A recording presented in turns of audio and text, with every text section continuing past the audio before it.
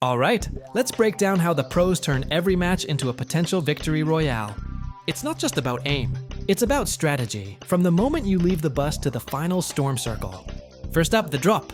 Forget just winging it. Every pro match starts with a mental reset. Cleared head, clean start. Before you even jump, you're tracking the bus path, dividing the map into quadrants. Are you going for a high-risk, high-reward hot drop like Tilted Towers? Or playing it safe with a cold drop for guaranteed loot? The choice dictates your early game. Once you've picked your POI, it's about the perfect jump. You need to dive at the optimal angle to cover maximum horizontal distance, deploying your glider at the absolute last second. A slow, lazy drop gets you killed.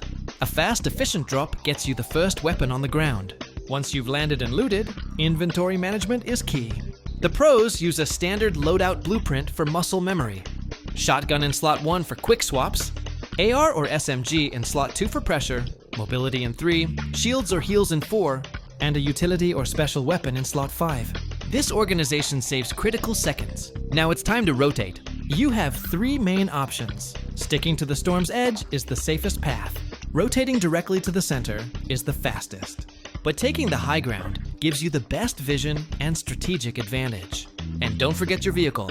Use it to rotate quickly, then either destroy it for a burst of materials or hide it nearby for a quick escape plan later. Next, we dive into the mechanics that separate good players from great ones. Advanced building and editing. The triple edit is a fundamental aggressive play. You seamlessly edit a floor, a cone, and then a wall to push an opponent before they can react. But what if they push you? You counter with a move like the inverse 90, where you build down and around your aggressor, boxing them in from below for a surprise attack. A crucial, often overlooked skill is mastering the right-hand advantage. By positioning your character behind a right-sided wall edit or corner, you can peek and shoot opponents with minimal exposure, thanks to the game's third-person camera bias. Now for the fight itself, combat and piece control. Box fighting isn't just about shooting, it's about ownership. Learn the most effective ways to take an enemy's wall, whether it is timing your pickaxe swing right after their build is placed, or pre-placing a cone inside their box to block their movement.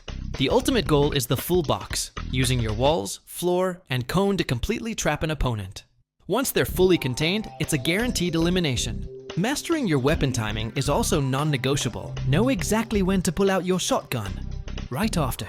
An edit or a wall break for a high damage shot, and when to switch to an SMG to apply relentless pressure to their builds. Finally, we reach the competitive endgame, the most chaotic phase of the match.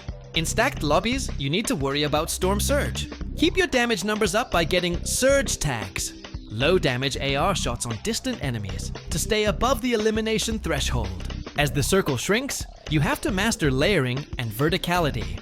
You're constantly building and moving between low, mid, and high ground to find new angles and avoid storm damage. Prepare for the heal-off. Build a fortified healer's box with a floor and cone for protection. And stock up on fast-acting consumables like fish and med mist for those final, devastating storm ticks. For that final push, use your remaining mobility like shockwaves to close the distance and secure the last elimination. That's how you consistently climb from the battle bus to that victory royale screen.